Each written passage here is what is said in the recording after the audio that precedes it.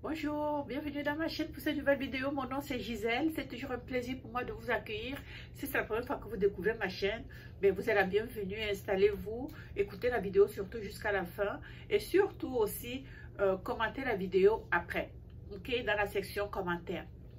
Aujourd'hui, je vais vous parler d'un sujet qui me trotte dans la tête depuis quand même plusieurs semaines, plusieurs mois, voire même. C'est le statut des femmes. Le statut des femmes noires ici en Amérique. Hein. Et je vais m'attarder sur le statut des femmes noires américaines. Vous savez, quand je dis noires américaines, ça dit les femmes noires en général même, parce que je pense que c'est un phénomène qui est en train de s'étendre même jusqu'ici au Canada. Okay? Parce que vous savez qu'en Occident, lorsque une femme fait des enfants, elle reçoit des allocations familiales. Et ces allocations familiales sont généralement versées dans le compte de la maman, de la mère. Alors, il y a des couples, dans certains couples, c'est l'homme qui l'a inscrit dans certains pays, hein, comme aux États-Unis, ça peut être aussi l'homme dépendamment. Mais ici au Canada, c'est généralement la femme. Okay? Et ça crée beaucoup de friction dans les couples. Bon. Prenons le cas des femmes noires américaines. La femme noire américaine. Voici le reportage sur une femme monoparentale nord-américaine qui travaille dans la livraison des courriers. Elle est mère de 5 enfants. Elle s'occupe de tout toute seule. Et actuellement, elle n'a même pas de domicile. Alors, elle vit avec ses 5 enfants dans la voiture. C'est vraiment quelque chose. Et elle n'est pas la seule dans cette situation. Comment voulez-vous que, avec des enfants de cet âge-là, la maman qui n'est jamais à la maison, il n'y a pas d'homme dans sa vie, qu'est-ce qui peut arriver à ces enfants plus tard? Donc, elle doit commander pour avoir faire appel aux œuvres de charité pour qu'on lui donne une maison, pour qu'on lui donne qu'on l'aide à se loger parce qu'elle n'a pas les moyens. Hein, son salaire ne lui permet pas de s'occuper de ses enfants et d'elle-même.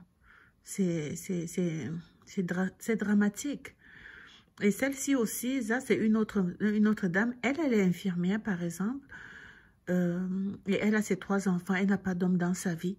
Et vous avez des femmes, des reportages comme ça, des milliers de femmes noires américaines. Actuellement, c'est 16, ou bien j'ai lu que c'est 16% de ces femmes-là qui élèvent les enfants seules. Et elles ont toutes de nombreux enfants. Et ça fait en sorte que ces enfants grandissent et ont une haine envers les hommes. Et ça pourrait bien expliquer pourquoi les policiers qui ont tabassé le tailleur, que eux, ils avaient une haine envers les hommes. Quand ils sont tombés sur lui, ils se sont vengés du fait qu'ils n'ont pas eu de paix dans leur vie. Tout ça aussi, ça peut s'expliquer, hein. Voilà. En Amérique, il y a un système qui s'est installé. Les Blancs se sont arrangés à faire en sorte que les femmes noires, pour pouvoir toucher de l'argent, elles doivent démontrer qu'elles sont seules, qu'elles n'ont pas d'homme dans leur vie. Vous comprenez? Elles doivent démontrer qu'elles ne sont pas mariées, qu'elles n'ont pas d'homme dans leur vie. Et c'est ainsi qu'on va leur verser de l'argent. Plus elles ont des enfants, plus le montant augmente. Mais comprenez bien, il ne faut pas qu'elles aient un homme dans leur vie. Est-ce que c'est normal? Est-ce que c'est normal? Quand les femmes tombent dans ce piège. Parce que ça, dans ce système, vous allez voir que les femmes qui sont dans ces situations, ce sont des femmes qui ne sont pas instruites, ce sont des femmes qui vivent dans la précarité, ce sont des femmes qui, non seulement elles ont beaucoup d'enfants, mais elles sont dans la drogue. Ok? Imaginez, vous avez une maman qui est dans la drogue. Qu'est-ce que vous croyez qui va arriver aux enfants qu'elle va mettre au monde? Ces enfants vont naturellement plonger dans la drogue. Et c'est ça qui est la source du taux de criminalité élevé chez les Noirs.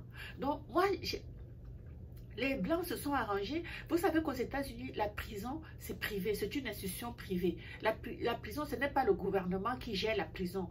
Et donc, Ils ont mis le système pour que la prison soit tout le temps plein. Parce que s'il n'y a pas de gens pour mettre en prison, qu'est-ce qu'ils vont faire? Les hommes d'affaires vont tomber en faillite. Alors, donc, ces femmes-là, on leur dit, si tu n'as pas d'homme, prouve-nous que tu n'as pas d'homme dans ta vie. Et ces femmes-là, donc, elles chassent les hommes. Et c'est comme ça que les femmes chassent les hommes. Elles n'ont pas, les enfants grandissent sans papa.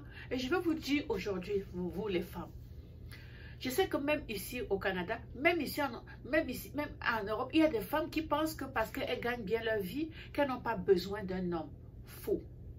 Faux. Vous n'avez pas besoin d'un homme, mais les enfants que vous mettez au monde ont besoin de leur père. Ces enfants ont besoin d'un père pour grandir. Ces enfants ont besoin d'un père pour être équilibrés dans la vie. Ces enfants ont besoin d'un père pour échapper à ce sort qui leur est réservé de façon fatale, comme c'est le cas aux États-Unis. Ok? C'est même pas seulement aux États-Unis, même ici, celles qui sont pauvres, celles qui vivent dans la précarité. Vous pensez, les enfants sont dans les gangs de rue. Les enfants c'est eux qu'on arrête dans la rue parce qu'ils vont tirer sur les gens. C'est eux qui vont aller faire le traquage, vont aller faire la prostitution, arrêter les jeunes filles pour les faire travailler pour eux. Donc, il faut faire très attention. Il faut faire très attention de penser que parce que vous recevez, je ne sais pas moi, 300, 400, 500 $ du gouvernement par enfant, que ça justifie le fait que vous allez juste tout simplement priver les enfants de leur père. Ok? C'est un piège qui est tendu. C'est un piège qui est tendu, par exemple, aux États-Unis. Cette façon de dire que plus si tu as un homme, on ne te donne pas, c'est un piège. Aujourd'hui, aux États-Unis, il y a des jeunes qui sont en prison dès l'âge de 16 ans et on leur donne prison à vie, Seigneur, à vie, à vie, à vie. Ça, c'est incompréhensible. Ça, c'est vraiment, c'est un système. Arrêtez. Vous n'avez pas besoin d'un homme, mais de grâce, permettez à chaque enfant de grandir auprès de son père. Voilà.